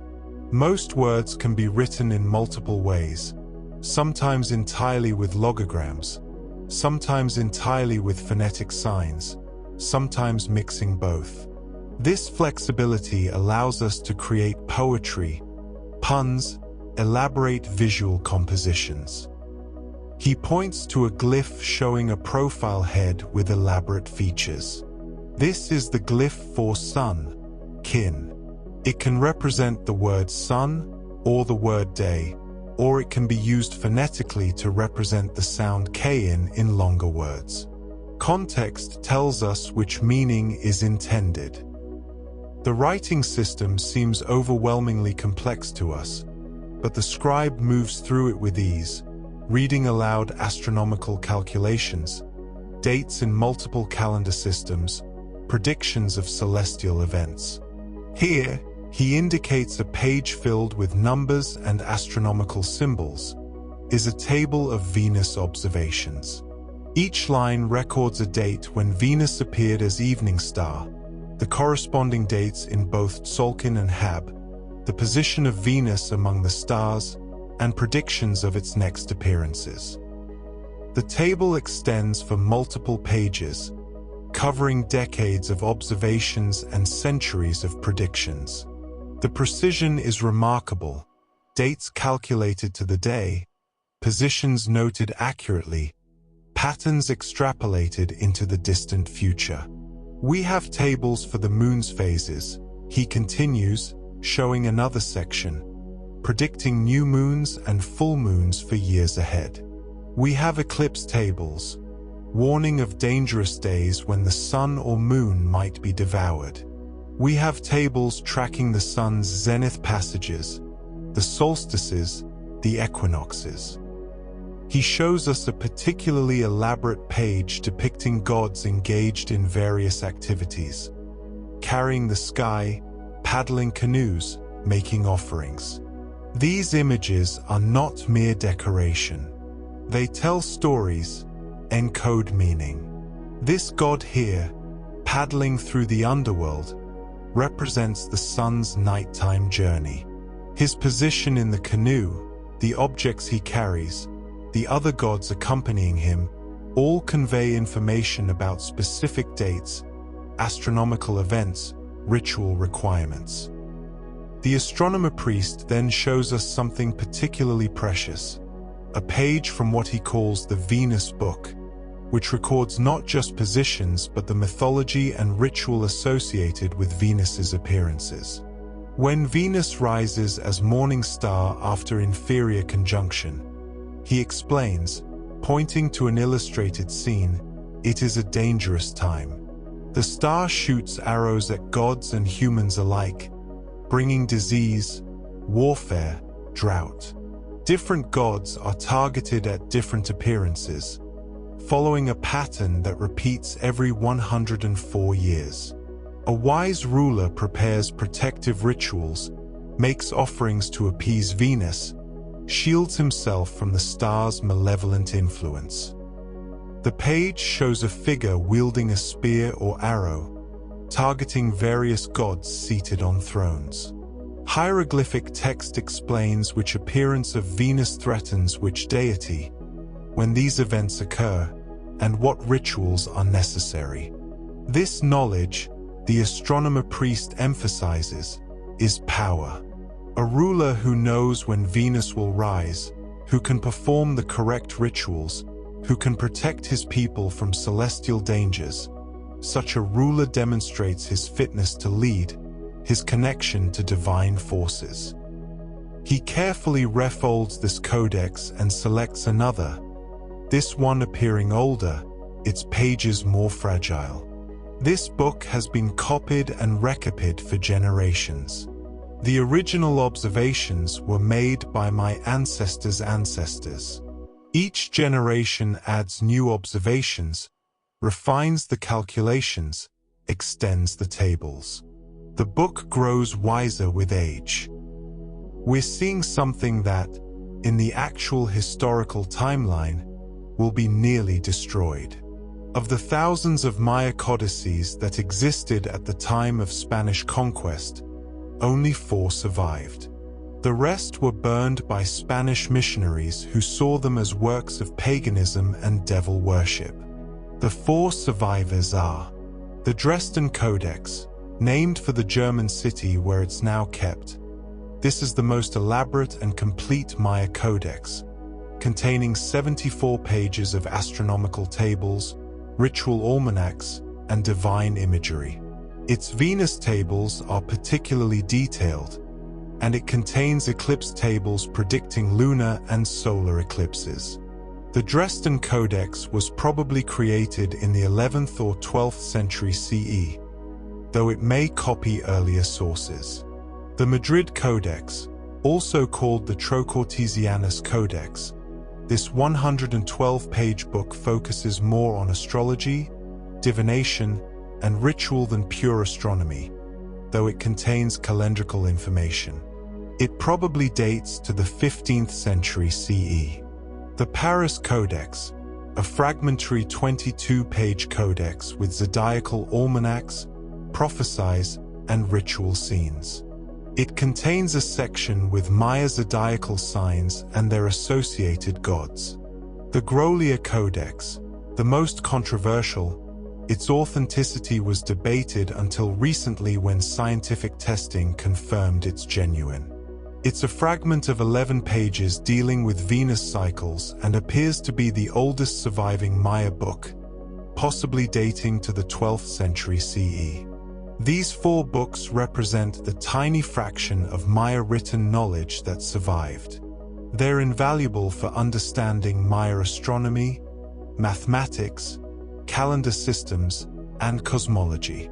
The astronomer priest now shows us how to write astronomical notations ourselves.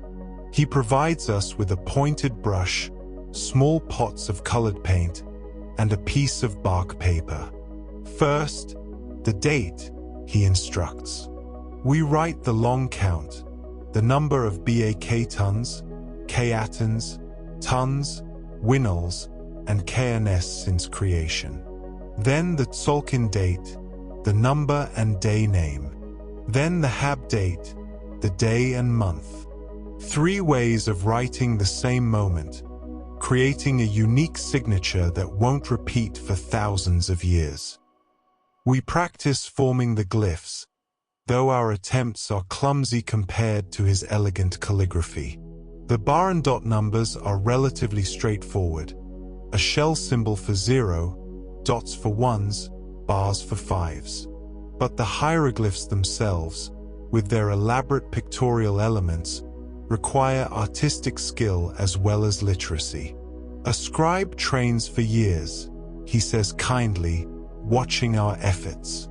It is an honored profession, requiring mastery of writing, mathematics, astronomy, history, mythology.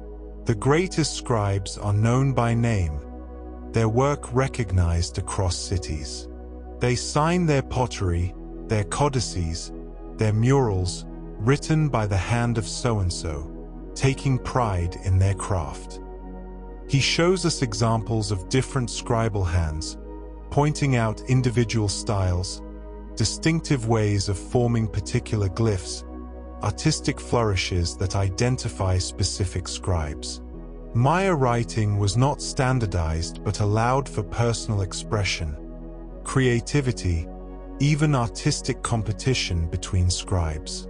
Beyond codices, astronomical information was also carved into stone, on stelae, lintels, panels, stairways, and building facades. These stone texts served as permanent records, monuments to rulers' achievements, and public proclamations of astronomical knowledge. Stone texts are for eternity, the astronomer priest explains. Codices can be damaged, burned, lost, but stone endures. The great astronomical events, eclipses, Venus returns, calendar completions, these we carve in stone so that future generations will know, so that the knowledge cannot be lost. He shows us rubbings of various stone inscriptions from around Tikal, each recording astronomical events coordinated with historical moments. Here, the accession of our great ruler, timed to a Venus appearance. Here, a military victory, occurring when the Moon and Venus were in favorable positions. Here, the dedication of a temple, performed at the completion of a K-ton when multiple cycles synchronized. The integration of astronomy into written history is total. Almost every significant historical event recorded by the Maya includes astronomical context, the date in multiple calendar systems, the positions of celestial bodies, the cosmic conditions prevailing at the time. History and astronomy were inseparable, because earthly events and celestial events were understood as interconnected parts of a single cosmic drama. We write the sky, the astronomer priest concludes, so that the sky's wisdom is not lost, so that pattern and cycle are preserved, so that future generations can build upon what we have learned. Without writing, each generation would start anew, rediscovering what was already known. With writing, knowledge accumulates, grows, deepens. This is why writing is sacred, why scribes are honored, why our books are treasured. We carefully fold the bark paper with our clumsy attempts at hieroglyphic writing. The astronomer priest smiles. "Keep this," he says. "In your time, perhaps you will remember this night, will understand that writing is not just marks on a page but captured thought, preserved wisdom, a voice speaking across time." The sun is now well risen. Our night of astronomical observation is ending. But before we depart, there's one more journey we must make. Not physical this time, but conceptual. We need to understand the Maya cosmos itself, the worldview that gave meaning to all their astronomical observations. Chapter 12, The Maya Cosmos, a universe of layers and cycles. We sit in the plaza as the morning sun climbs higher, and the astronomer priest sketches in the dirt with a stick, creating a diagram of the Maya universe. The cosmos, he begins, has 3 primary levels, connected by the world tree at the center. He draws a horizontal line representing the Earth's surface, then marks a point at the center. From this point, he draws a vertical line extending both upward and downward. This is the world tree, Waka-chan, the axis of creation. It grows from the underworld, through the earthly realm, into the sky. Its roots reach down to Xibalba, the place of fear and testing. Its trunk supports the earthly realm where we live. Its branches hold up the sky, which would otherwise fall and crush the earth. Above the horizontal line, he draws multiple tiers. The sky has 13 levels, each inhabited by different gods, each associated with specific celestial bodies and phenomena. The highest levels are the most divine, the dwelling places of the creator gods. Lower levels are inhabited by the sun, moon, planets, and stars. Each level can be reached by those who know the way, who have the power, who have earned the right through ritual and knowledge. Below the horizontal line, he draws 9 tiers descending into the earth. Below is Xibalba, the underworld, with 9 levels. Each level is ruled by death gods, by lords of decay and dissolution. But Xibalba is not simply a place of punishment. It is also a place of testing, of transformation. The sun passes through Xibalba each night, battling the death lords, maintaining cosmic order even in the realm of darkness. The diagram now shows a vertical cosmos, 13 layers of sky, 1 layer of earth, 9 layers of underworld, all connected by the central axis. But the cosmos is also horizontal, he continues, adding to his diagram. There are 4 directions, each with its own color, its own tree, its own gods, its own qualities. He marks the cardinal directions. East, red where the sun rises, the direction of birth, beginning, renewal. Associated with the red tree.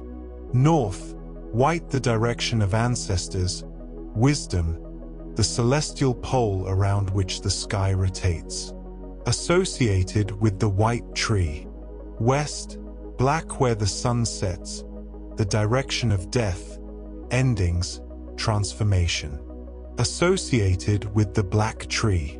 South, yellow the direction of fullness, abundance, the sun's highest position. Associated with the yellow tree. At each direction stands a tree, or sometimes a mountain, and in some versions of Maya cosmology, a supernatural being called a Haab who supports the sky. The center, he taps his original vertical line, is the 5th direction, where the world tree grows, where all directions meet, where vertical and horizontal axes intersect. This is the sacred center, the point of balance, the place where communication between realms is possible. This cosmic structure wasn't just abstract philosophy, it was embedded in daily life and sacred architecture. Maya temples often had 13 tiers, representing the 13 sky levels, or 9 tiers, representing the 9 underworld levels. The temple at the summit represented the interface between levels, a portal between worlds. Plazas were often oriented to the cardinal directions, with structures positioned at east, north, west, and south. The center of the plaza represented the cosmic center, where ceremonies could access all directions and all levels simultaneously. When we perform ceremonies, the astronomer priest explains, we recreate the cosmos. The plaza becomes the earthly realm. The pyramid becomes the world tree, allowing ascent to the sky or descent to the underworld. By standing at the center, performing the correct rituals at the correct times, we maintain cosmic balance. We ensure the continued functioning of reality itself. Time, in this worldview, is also structured in layers and cycles. We've already discussed the calendar systems, but it's worth emphasizing how the Maya conceived of time not as a linear progression but as a series of nested cycles, all turning simultaneously like gears in a cosmic machine. Time is circular, the astronomer priest says. The day cycle returns to itself. Morning, noon, evening, night, morning again. The month cycle returns. New moon, full moon, new moon. The year cycle returns. Dry season, rainy season, dry season. The Venus cycle, the eclipse cycle, the great cycles of Bactons and Pictons, all circular, all returning to their beginnings, all repeating. But repetition doesn't mean identical. Each cycle carries influences from previous cycles, creates conditions for future cycles. Time spirals rather than circles, returning to similar positions but at a different level, with different circumstances. A Katon ending is always significant, but the specific Katon, its position in the larger cycles, the astronomical events coinciding with it, these make each Katon ending unique. This cyclical view of time had practical implications. If events repeat in patterns, understanding past patterns allows prediction of future patterns. This is why historical records were kept so meticulously, why astronomical cycles were calculated so precisely. The past was prologue, and the future echoed the past. The universe is intelligent, orderly, meaningful, the astronomer priest continues. Nothing happens by chance. The movements of celestial bodies, the cycles of time, the events on Earth, all are interconnected, all influence each other. A wise person learns these connections, positions himself within the patterns, acts in harmony with cosmic forces. This worldview also explains why Maya rulers invested so heavily in astronomical knowledge. Understanding cosmic patterns meant understanding how to rule effectively, when to make war, when to make peace, when to plant, when to harvest, when to perform ceremonies. Astronomy was statecraft, and statecraft was astronomy. The astronomer priest finishes his diagram and stands, brushing dust from his elaborate robes. "This is our cosmos," he says. 3 levels connected by a central axis. 4 directions, each with its qualities. Time cycling in multiple rhythms. Celestial bodies moving in predictable patterns. Gods inhabiting all realms, influencing events, requiring proper rituals. And at the center of all this, humans, observing, recording, calculating, performing ceremonies, maintaining the balance. He looks at us with intensity. You come from a different cosmos, with different assumptions. You see the universe as mechanism, as meaningless matter following physical laws. This view is powerful. It allows prediction and control. It has created wonders. But it has also created emptiness, disconnection, meaninglessness. He gestures to the sky, now brilliant blue with scattered clouds. Our cosmos is alive, meaningful, sacred. The sun is not mere hydrogen fusion, but a god journeying across the sky. The planets are not dead rocks, but divine powers influencing events. The patterns in the sky are not accidents of gravity, but the dance of creation itself. He pauses. Perhaps both views are true. Perhaps the universe is both mechanism and meaning, both physical process and divine drama. Perhaps your science and our wisdom complement rather than contradict. This is a profound moment. We're standing at the intersection of 2 worldviews, 2 ways of knowing, 2 relationships with the cosmos. Modern astronomy has unlocked incredible knowledge, the true nature of stars, the vastness of the universe, the physical laws governing celestial motion. But perhaps something has been lost, the sense of connection, meaning, and sacredness that animated Maya astronomy. The astronomer priest leads us toward the edge of the plaza, toward a path that will take us out of the ancient city and back to our own time. Remember what you have learned tonight, he says. Remember that the sky is both clockwork and cathedral, both mechanism and mystery. Remember that observation and calculation, pursued with dedication and patience, can reveal profound truths. Remember that time is both linear and cyclical, both progression and return. Remember that you are part of the cosmos, not separate from it, and that understanding the sky helps you understand yourself. We walk slowly through the city, past pyramids and palaces, past stelae carved with hieroglyphs, past ball courts and plazas. The sun is warm on our skin. The jungle surrounding the city buzzes with life. In the distance, we hear the roar of howler monkeys greeting the day. This city, this civilization, this astronomical knowledge, all of it will face tremendous challenges in the centuries ahead. The classic period will end in the 9th century CE with the mysterious collapse, when many southern lowland cities were abandoned. The northern cities continued for centuries longer, and Maya culture never disappeared. Millions of Maya people still live in the region, maintaining languages, traditions, and some astronomical knowledge. But much was lost. The codices were burned.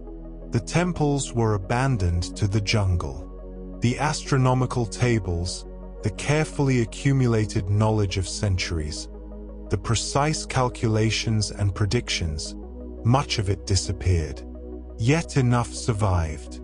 Enough was preserved in the 4 remaining codices, in the hieroglyphic inscriptions carved in stone, in the oral traditions of Maya communities, in the architecture still standing in the jungle. Enough survived that modern scholars, combining archaeology, epigraphy, astronomy, and anthropology, have been able to reconstruct much of what the ancient Maya knew. And what they knew was impressive. A sophisticated astronomy developed independently from old world traditions, achieving precision comparable to anything in the ancient world, integrated into a comprehensive worldview that gave meaning to celestial observation. As we walk through the jungle, leaving the ancient city behind, we carry with us the memory of this night. Standing on a pyramid summit, watching the stars whirl overhead, learning to see the sky as the Maya saw it, understanding the cosmos through their eyes. Epilogue: the enduring sky. We emerge from the jungle into the present day, returning from our journey through time. The ancient city of Tikal still stands, now a UNESCO World Heritage Site, its pyramids rising above the rainforest canopy just as they did over 1,000 years ago. Tourists climb Temple 4, stand where we stood, gaze out over the jungle canopy, perhaps sensing something of the grandeur and mystery that animated this place. But much has changed. The hieroglyphic writing, incomprehensible for centuries, has been largely deciphered thanks to the brilliant work of scholars like Yuri Norizov, Tatiana Proskouriakova, Linda Shell, and many others.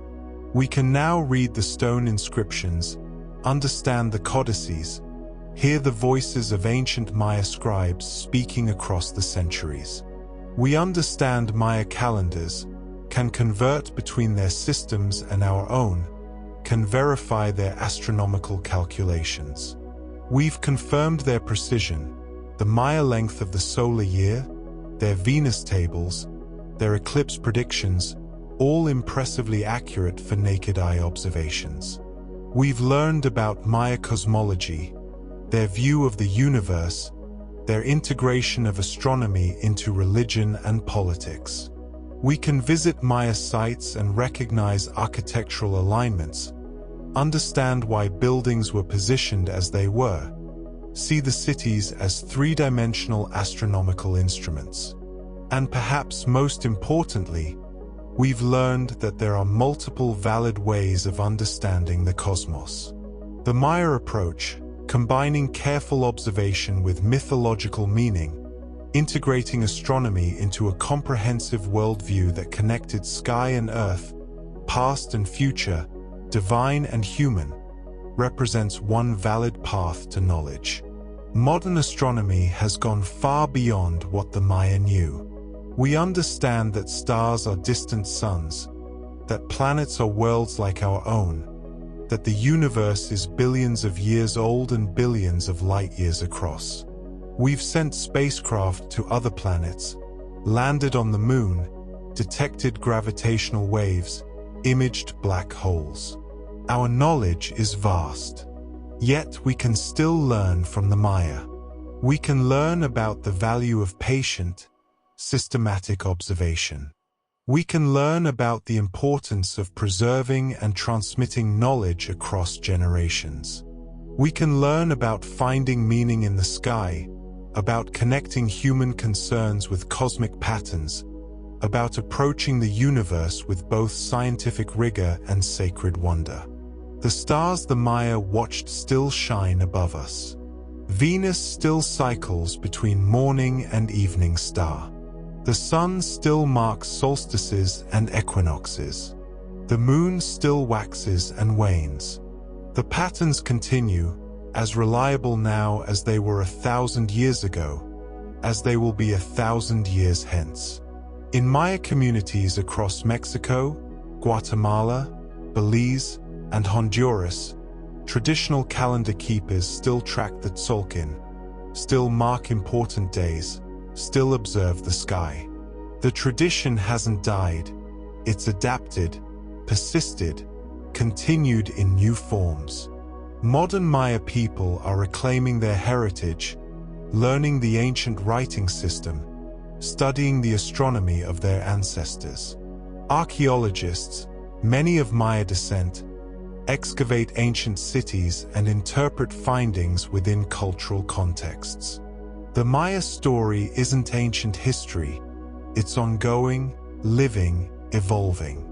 As we stand here in the present, looking up at the same sky the ancient Maya watched, we're reminded that we're part of a long tradition of sky watchers, cosmic questioners, seekers of pattern and meaning in the heavens. From ancient Maya on top of jungle pyramids to modern astronomers with space telescopes, from Stone Age star watchers to future generations who will explore distant worlds, we're all connected by our upward gaze, our wonder at the cosmos, our drive to understand. The jungle night falls again. If we were to return to Tikal now, climb Temple 4 again, stand on its summit under the stars, we would see essentially the same sky the ancient Maya saw. The stars have shifted slightly over the centuries due to precession, but the patterns remain. The constellations still wheel overhead. The Milky Way still arches across the darkness. Venus still blazes in the evening or morning sky. And if we look carefully, if we allow our eyes to adjust to the darkness, if we let go of our modern preconceptions and open ourselves to ancient wisdom, we might see what the Maya saw.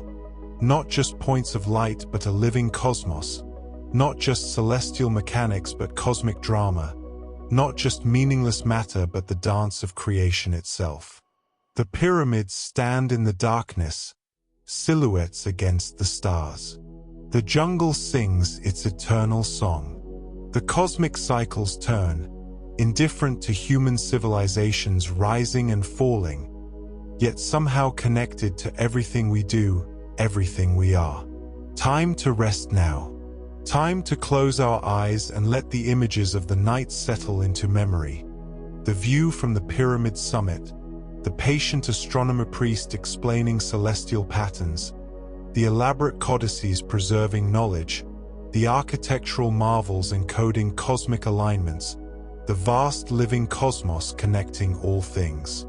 May you dream of pyramids rising above jungle canopy, of stars wheeling through tropical skies, of ancient astronomers tracking Venus with crossstaffs and patience, of cities planned as maps of heaven, of hieroglyphs recording the dance of planets, of time flowing in cycles and spirals, of a universe that is both mechanism and meaning, both science and sacredness.